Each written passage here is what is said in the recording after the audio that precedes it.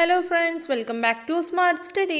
അപ്പോൾ ഇന്ന് നമ്മൾ 2ാം ക്ലാസ്സിലെ കൂട്ടുകാരുടെ മലയാളത്തിലെ രണ്ടാമത്തെ പാഠഭാഗമായ നന്നായി ഉണ്ണാൻ എന്ന് പറയുന്ന പാഠഭാഗവും അതിലെ മുഴുവൻ പ്രവർത്തനങ്ങളും ചോദ്യങ്ങളും ഉത്തരങ്ങളും ഒക്കെയാണ് നോക്കാൻ പോകുന്നത്. അപ്പോൾ നിങ്ങളുടെ മറ്റുള്ള എല്ലാ വിഷയങ്ങളുടെയും വീഡിയോസ് നമ്മൾ ചെയ്യുന്നുണ്ട്. അപ്പോൾ നിങ്ങൾക്ക് വേണ്ടിയിട്ട് ക്ലാസ് 2 ന്യൂ ടെക്സ്റ്റ് ബുക്സ് 2025-2026 എന്ന് പറഞ്ഞിട്ട് നമുക്കൊരു പ്ലേലിസ്റ്റ് തന്നെയുണ്ട്. അപ്പോൾ കൂട്ടുകാരെല്ലാവരും അതൊന്ന് ചെക്കൗട്ട് ചെയ്ത് നോക്കൂ കേട്ടോ.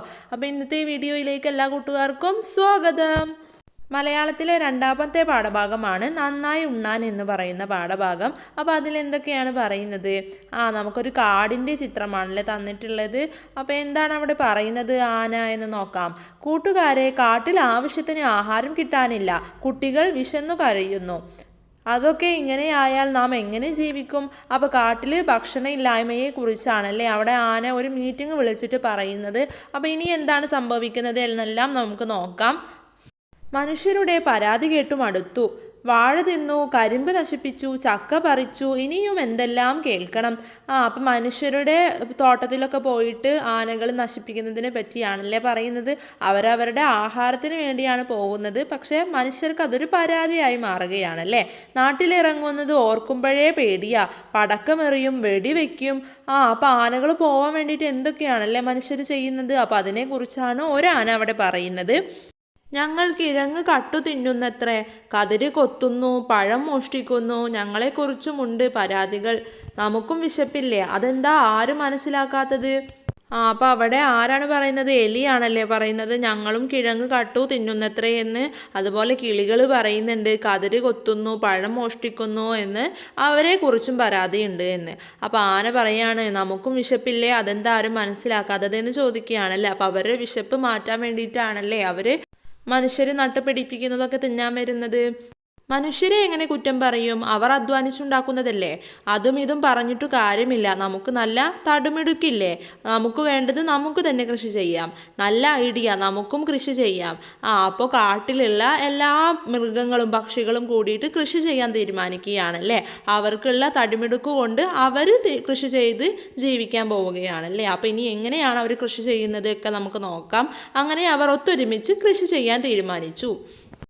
അടുത്ത പേജിൽ തന്നെ എല്ലാവരും ഒത്തൊരുമിച്ച് കൃഷി ചെയ്യുന്ന ഒരു ചിത്രം നമുക്ക് തന്നിട്ടുണ്ടല്ലേ. അപ്പോൾ ചിത്രത്തിൽ ആരെല്ലാം എന്തെല്ലാം ചെയ്യുന്നു എന്ന് നമ്മളോട് എഴുതാനാണ് പറഞ്ഞിട്ടുള്ളത്. അപ്പം നമുക്ക് ആരൊക്കെ എന്തൊക്കെ ചെയ്യുന്നു എന്ന് എഴുതി നോക്കിയാലോ. കുറുക്കൻ കള പറിക്കുന്നു, എലികൾ മണ്ണിൽ കുഴി കുഴിക്കുന്നു, കിളി വെള്ളം ഒഴുക്കാനുള്ള ചാല് കീറുന്നു, ആന വെള്ളം കൊണ്ടുവന്ന് ഒഴുക്കുന്നു. അപ്പോൾ ഇത്രയൊക്കെ കാര്യങ്ങളാണല്ലേ ആ ചിത്രത്തിൽ എല്ലാവരും കൂടെ ചെയ്യുന്നത്. കൂട്ടുകാർക്ക് ഉത്സാഹമായി. എല്ലാവരും ഒത്തുകൂടി നിലമൊരുക്കി. എല്ലാം റെഡി, ഇനി തുടങ്ങാം. അപ്പോൾ അവരെല്ലാവരും ട്രാക്ടറൊക്കെ ആയിട്ട് പോവുകയാണല്ലേ. കൃഷിക്ക് എന്തെല്ലാം ഉപകരണങ്ങൾ? കൃഷിക്ക് എന്തൊക്കെ ഉപകരണങ്ങൾ ഉപയോഗിക്കണം എന്നുള്ളത് നമ്മളോട് അവിടെ എഴുതാൻ പറഞ്ഞിട്ടുണ്ട്. ഉപകരണങ്ങളും അതിൻ്റെ ഉപയോഗവും എഴുതണം. അപ്പോൾ നമുക്ക് നോക്കാം. അപ്പോൾ ആദ്യത്തെ ഉപകരണമാണ് കലപ്പ. കലപ്പ എന്തിനാണ് ഉപയോഗിക്കുന്നത്? നിലം ഉഴുതുമറിക്കാൻ, കട്ടക്കുഴ മണ്ണിലെ കട്ട ഉടയ്ക്കാൻ, അരിവാള് വിളവ് കൊയ്യാൻ, നാഴി നെല്ലളക്കാൻ, ജലചക്രം വെള്ളം തേവാൻ, തുമ്പ മണ്ണ് കിളക്കാൻ. അപ്പോൾ ഇത്രയൊക്കെ ഉപകരണങ്ങളാണ് നമ്മൾ കൃഷിക്ക് ഉപയോഗിക്കുന്നത്. അതിൻ്റെ ഉപയോഗങ്ങളും നമ്മൾ എഴുതിയിട്ടുണ്ട് അല്ലേ. അപ്പോൾ നമുക്കിനി അടുത്തത് നോക്കാം. അടുത്തത് പറയാം എഴുതാം. എന്തെല്ലാം കൃഷി ചെയ്യണം? അപ്പോൾ അവിടെ കുരങ്ങ് ചോദിക്കുന്നുണ്ട് എന്തൊക്കെയാണ് കൃഷി ചെയ്യേണ്ടത് എന്ന്. അപ്പോൾ അവിടെ ആനയും കിളിയൊക്കെ എന്തായിരിക്കും പറഞ്ഞിട്ടുണ്ടാവുക? ആന പറയുകയാണല്ലേ ഞങ്ങൾക്ക് കരിമ്പോ വാഴയോ വേണം. അപ്പോൾ ആനയ്ക്ക് കഴിക്കാൻ പറ്റുന്നത് കരിമ്പോ വാഴയോ ആണ്. അപ്പോൾ അവർക്ക് അത് വേണമെന്ന് ആന പറയുകയാണ്. അടുത്തത് കിളി പറയുകയാണ് അരി എന്തായാലും വേണമെന്ന് പറയുന്നുണ്ട് അല്ലേ. അടുത്തത് അതിന് താഴെ തന്നെ എലിയോടാണ് ചോദിക്കുന്നത്. അപ്പോൾ എലി പറയുന്നുണ്ട് കുറച്ചു കിഴങ്ങുകളും നടാമെന്ന് പറയുന്നുണ്ട്. അടുത്തത് മുയൽ പറയാണ് ഒരു ഭാഗത്ത് ക്യാരറ്റും കൃഷി ചെയ്യാം എന്ന് പറയുന്നുണ്ട് അല്ലേ. അപ്പോൾ ഓരോരുത്തർക്കും ആവശ്യമായിട്ടുള്ള ഭക്ഷ്യവസ്തുക്കൾ അവരവരൊക്കെ പറയുന്നുണ്ടല്ലേ. അടുത്തത് വരികൾ കൂട്ടിച്ചേർത്ത് പാടാം എഴുതാം. അപ്പോൾ നമുക്ക് അവിടെ ഒരു കവിത തന്നിട്ടുണ്ട്. ആ കവിത ഫുള്ളാക്കാനായിട്ട് നമ്മളോട് വിട്ട ലൈൻസിൽ പൂരിപ്പിക്കാനും പറയുന്നുണ്ടല്ലേ. അപ്പോൾ നമുക്ക് നോക്കാം. നന്നായി ഉണ്ണാൻ എന്നാണ് ആ ഒരു കവിതയുടെ പേര്. മണ്ണു കിളയ്ക്കണം നന്നായി മണ്ണു കിളയ്ക്കണം, നിലമൊരുക്കണം നന്നായി നിലമൊരുക്കണം, വിത്തു വിതയ്ക്കണം നന്നായി വിത്തു വിതയ്ക്കണം. അപ്പോൾ കൃഷി ചെയ്യുന്ന ഒരു ഓർഡർ ആണല്ലോ അവിടെ എഴുതിയിട്ടുള്ളത്. ആദ്യം മണ്ണ് കിളയ്ക്കണം, പിന്നെ നിലമൊരുക്കണം, പിന്നെ വിത്ത് വിതയ്ക്കണം. പിന്നീട് എന്തൊക്കെയാവും ചെയ്യേണ്ടത്? കൂട്ടുകാർക്ക് അറിയോ ഇനി എന്തൊക്കെയാണ് ചെയ്യുക എന്ന്? കള പറിക്കണം നന്നായി കള പറിക്കണം, വെള്ളമൊഴിക്കണം നന്നായി വെള്ളമൊഴിക്കണം. അപ്പം ഇത്രയൊക്കെ കാര്യങ്ങളായിരിക്കും ചെയ്യുക അല്ലേ. എല്ലാം നന്നായി വന്നല്ലോ, നന്നായി നമ്മൾക്കുണ്ണാലോ. അടുത്തതാണ് വിളഞ്ഞ കൃഷിയിടം കണ്ട് കുഞ്ഞനാനയും കൂട്ടുകാരും ആഹ്ലാദിച്ചു. വിളവെടുപ്പ് ഉത്സവമായി, എല്ലാവരും ഒത്തുകൂടി. എന്തെല്ലാം വിളവുകളാണ് കിട്ടിയത്? അപ്പം നമ്മളോട് എന്തൊക്കെ വിളവുകളായിരിക്കും കിട്ടിയത് എന്നാണ് എഴുതാൻ പറഞ്ഞിട്ടുള്ളത്. അപ്പം നമുക്ക് നോക്കാം. ചേന, ക്യാരറ്റ്, കൈപ്പയ്ക്ക, അരി, വാഴപ്പഴം. അപ്പം ഇത്രയൊക്കെ വിളവുകളായിരിക്കുമല്ലേ കിട്ടിയിട്ടുണ്ടാവുക. അടുത്തത് എന്താണ്? പറഞ്ഞതെല്ലാം. ഹായ്, എന്തു രുചി! പഴത്തിനും നല്ല സ്വാദുണ്ട്. അപ്പോൾ ക്യാരറ്റും പഴവും എല്ലാം തിന്നിട്ട് ആനയും മുയലും ഒക്കെ സന്തോഷവാനായിട്ടിരിക്കുകയാണല്ലേ. അപ്പോൾ അടുത്തത് കിളിയും അതേപോലെ എലിയും ഒക്കെ എന്തായിരിക്കും പറഞ്ഞിട്ടുണ്ടാവുക എന്ന് നമുക്ക് നോക്കാം. അപ്പോൾ എലി പറയുകയാണ് കിഴങ്ങും ധാന്യങ്ങളും എല്ലാം സ്വാദുണ്ട് എന്ന് പറയുകയാണല്ലേ. അപ്പോൾ കിളി പറയുന്നത് കൃഷി ചെയ്യാമെന്ന തീരുമാനം വളരെ നന്നായി എന്നതാണ്. അപ്പോൾ ഇനി തത്തമ്മ എന്താണ് പറയുന്നത്? ഇനി നമുക്ക് മനുഷ്യരെ പേടിക്കാതെ ഉണ്ണാമെന്നാണല്ലേ പറയുന്നത്. അതെ, അവർക്ക് ഇനി മനുഷ്യരെ പേടിക്കാതെ അവർ കൃഷി ചെയ്തുണ്ടാക്കിയ ഭക്ഷണം തിന്ന് ജീവിക്കാമല്ലേ. അടുത്തതായിട്ട് അവിടെ കരടി ഒരു ചൊല്ല് പറയുന്നുണ്ട്. എന്താണ്? ഒത്തുപിടിച്ചാൽ മലയും പോരും. അതെ, എല്ലാവരും ഒരുമിച്ചു പണി ചെയ്താൽ മലയും നമുക്ക് നിഷ്പ്രയാസം പോരും എന്നാണല്ലേ പറയുന്നത്. അപ്പോൾ എത്ര വലിയ ജോലിയാണെങ്കിലും എല്ലാവരും കൂടി ചെയ്യുമ്പോൾ അതൊരു പ്രയാസമില്ലാത്ത ജോലിയായി മാറുകയാണല്ലേ. അതിന് താഴെ നമ്മളോട് കൂടുതൽ ചൊല്ലുകൾ കണ്ടെത്തി എഴുതാൻ പറയുന്നുണ്ട്. അപ്പോൾ നമുക്ക് കൂടുതൽ ചൊല്ലുകൾ നോക്കാം അല്ലേ. അപ്പോൾ കരടി പറഞ്ഞ ഒത്തുപിടിച്ചാൽ മലയും പോരും എന്ന് പറയുന്ന ആ ഒരു ചൊല്ലിൽ കരടി ഐക്യത്തിനെയും മഹാബലത്തിനെയും ചൂണ്ടിക്കാണിക്കുന്നുണ്ട് അല്ലേ. അപ്പം നമുക്ക് ആദ്യം തന്നെ മഹാബലത്തിനെ കുറിച്ചുള്ള അല്ലെങ്കിൽ കഠിനാധ്വാനത്തെക്കുറിച്ചുള്ള ചൊല്ലുകൾ നോക്കാം. അപ്പം ആദ്യത്തേത് എല്ല് മുറിയെ പണിയെടുത്താൽ പല്ല് മുറിയെ തിന്നാം. അടുത്തത് കാലേ കുഴഞ്ഞാൽ അരയ്ക്കണയും. കൈ നനയാതെ മീൻ പിടിക്കാമോ? കർമ്മമുണ്ടെങ്കിൽ കാശു കിട്ടൂ. കയ്യിൽ തഴമ്പുള്ളവൻ കട്ട് തിന്നുമോ? ചക്കയോളം കൊത്തിയാലേ ഉലക്കയോളം കാതൽ കിട്ടൂ. ചുമക്കുന്നവൻ അല്ലേ ചുമടിൻ്റെ ഭാരം. താന്താൻ നേടിയതേ താന്താൻ നേടൂ. കൈയാടിയാലേ വായാടൂ. നട്ടാലേ നേട്ടമുള്ളൂ. അപ്പം ഇത് ജോലിയെക്കുറിച്ച്, അതായത് നമ്മുടെ കഠിനാധ്വാനത്തെക്കുറിച്ചുള്ള ചൊല്ലുകളാണ്. അടുത്തത് നമുക്ക് ഐക്യത്തെക്കുറിച്ചുള്ള ചൊല്ലുകൾ നോക്കാം. ആദ്യത്തെ ചൊല്ലാണ് ഐക്യമത്യം മഹാബലം. ഒരുമയുണ്ടേൽ ഉലക്കമേലും കിടക്കാം. ഒരുമ തന്നെ പെരുമ. ഓരോരൊമ്മയ്ക്ക് 9 വർക്കത്ത്. കൂടി നിന്നാൽ കോടി ഗുണം. ചത്തുകിടന്നാലും ഒത്തുകിടക്കണം. ഒന്നായാൽ നന്നായി, നന്നായാൽ ഒന്നായി. ഒന്ന് കണ്ടറിയണം രണ്ടിൻ്റെ മഹാബലം. അപ്പം ഇതൊക്കെ ഐക്യത്തെ സൂചിപ്പിക്കുന്ന ചൊല്ലുകളാണ്. അടുത്തത് നമുക്ക് പാടാനും രസിക്കാനുമുള്ള ഒരു പാട്ട് നമുക്ക് തന്നിട്ടുണ്ട്. അത് നമുക്കൊന്ന് ചൊല്ലി നോക്കാം. താരിളം തെയ്യാര തകതക താരിളം തെയ്യാര. താരിളം തെയ്യാ തെയ്യത്താര താരിളം തെയ്യാര. ആനമയില് കൂനമയില് കാടൊതുക്കി തെയ്യാര. കിളകിളച്ചതും നനച്ചതും വെതവെതച്ചതും തെയ്യാര. താരിളം തെയ്യാര തക താരിളം തെയ്യാര. താരിളം തെയ്യാ തെയ്യത്താര താരിളം തെയ്യാര. ആനമയില് കൂനമയില് വെതവെതച്ചതും തെയ്യാര.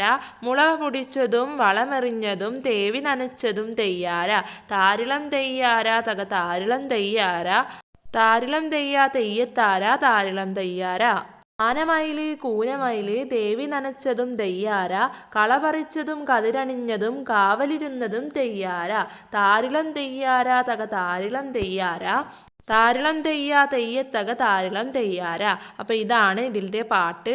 നന്നായി ഉണ്ണാൻ ചിത്രകഥയെ കഥയാക്കി പറയാം എഴുതാം. അപ്പം നന്നായി ഉണ്ണാൻ എന്ന് പറയുന്ന ഈ ഒരു ചിത്രകഥയെ കഥയാക്കി എഴുതാനും പറയാനുമാണ് പറഞ്ഞിട്ടുള്ളത്. അപ്പം നമുക്ക് നോക്കാം.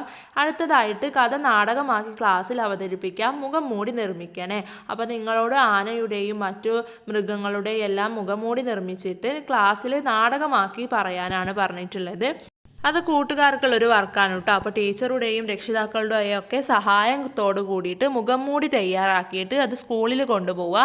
എന്നിട്ട് അവിടെ വെച്ച് നിങ്ങൾ നാടകമാക്കി ഈ ഒരു കഥ ഒന്ന് അവതരിപ്പിച്ച് നോക്കൂ കേട്ടോ. അപ്പോൾ അതിൻ്റെ മേലെയുള്ള ചോദ്യം നമുക്കൊന്ന് ചെയ്ത് നോക്കാം. നന്നായി ഉണ്ണാൻ എന്ന് പറയുന്ന ഈ ഒരു ചിത്രകഥയെ നമുക്ക് കഥയാക്കിയിട്ടൊന്ന് എഴുതി നോക്കാം അല്ലേ. അപ്പോൾ നമുക്ക് കഥയൊന്ന് നോക്കാം. ആനമലക്കാട് അതിമനോഹരമായ ഒരു കാടായിരുന്നു. എന്നാൽ ഒരു നാളിൽ അവിടെ വലിയൊരു ഭക്ഷ്യക്ഷാമം ഉണ്ടായി. കാട്ടിലെ മൃഗങ്ങളെല്ലാം ഭക്ഷണം തേടി നാട്ടിലിറങ്ങാൻ തുടങ്ങി. എന്നാൽ നാട്ടിലെ ആളുകൾ മൃഗങ്ങളെ ആട്ടിയോടിക്കുകയായിരുന്നു ചെയ്തത്. മൃഗങ്ങളെല്ലാം ആശങ്കയിലായി. മൃഗങ്ങളുടെ കുഞ്ഞുങ്ങളെല്ലാം വിശന്നു കരയാൻ തുടങ്ങി. അങ്ങനെ ഇതിനൊരു പരിഹാരം കണ്ടെത്താനായി കാട്ടിലെ മൃഗങ്ങളെല്ലാവരും ഒരു യോഗം കൂടാമെന്ന് തീരുമാനിച്ചു. യോഗത്തിൽ എല്ലാവരും അവരുടെ സങ്കടങ്ങൾ പറഞ്ഞു. വാഴ നശിപ്പിച്ചു, കരിമ്പ് തിന്നു, ചക്ക പറിച്ചു, കതിരു തിന്നു, പഴം മോഷ്ടിച്ചു, കിഴങ്ങ് കട്ടു തുടങ്ങിയ മനുഷ്യരുടെ പരാതികളും വെടിപൊട്ടിക്കുന്നതുമായ അവരുടെ പേടികളും യോഗത്തിൽ പറഞ്ഞു. അവസാനം ഇതിനൊക്കെ ഒരു പരിഹാരമെന്ന നിലയ്ക്ക് മൃഗങ്ങളെല്ലാവരും കൂടി ഒരുമിച്ചു കൃഷി ചെയ്യാൻ തീരുമാനമെടുത്തു. അങ്ങനെ ആനയും മുയലും എലിയും കുറുക്കനും കുരങ്ങനും തത്തയും കുരുവിയും എല്ലാവരും കൂടി കൃഷി ചെയ്തു. കൃഷിയിലൂടെ അവർക്ക് നല്ല വിളവും ലഭിച്ചു. അങ്ങനെ മനുഷ്യരെ പേടിക്കാതെ അവർ അവരുടെ പട്ടിണി മാറ്റി. അപ്പോൾ ഇതാണ് നമ്മുടെ ഒരു ചിത്രകഥ കഥയാക്കി മാറ്റിയത്. അപ്പോൾ ഇതുപോലെയാണ് നമ്മളോട് ഒരു ചിത്രകഥ തന്നിട്ട് അത് കഥയാക്കാൻ പറഞ്ഞാൽ നമ്മൾ ഇതുപോലെയാണ് എഴുതേണ്ടത്. അടുത്തത് കടങ്കഥകളുടെ ഉത്തരം കണ്ടെത്താം. അപ്പോൾ അവിടെ നമുക്ക് 2 കടങ്കഥകൾ തന്നിട്ടുണ്ട്. അതിൻ്റെ രണ്ടിൻ്റെയും ഉത്തരങ്ങൾ എഴുതാനാണ് നമ്മളോട് പറഞ്ഞിട്ടുള്ളത്. ആദ്യത്തെ കടങ്കഥ എന്താണ്? പിടിച്ചാൽ ഒരു പിടി, അരിഞ്ഞാൽ ഒരു മുറം. അപ്പോൾ എന്താണ് അതിൻ്റെ ഉത്തരം? ചീരയാണല്ലേ. അകത്തറുത്താൽ പുറത്തറിയും, അതാ ചക്കപ്പഴമാണ്. അപ്പോൾ ഇതാണ് 2 കടങ്കഥകളുടെയും ഉത്തരം. അടുത്തത് ചേർത്ത് പറയാം എഴുതാം. നമുക്കവിടെ 2 വാക്കുകൾ തന്നിട്ടുണ്ട്. അത് രണ്ടും കൂടെ ഒരുമിച്ച് ചേർത്ത് ഒറ്റ വാക്കാക്കി പറയാനാണ് നമ്മളോട് പറഞ്ഞിട്ടുള്ളത്. നമുക്കവിടെ ഒരു ഉദാഹരണം തന്നിട്ടുണ്ട് അല്ലേ. എന്താണ്?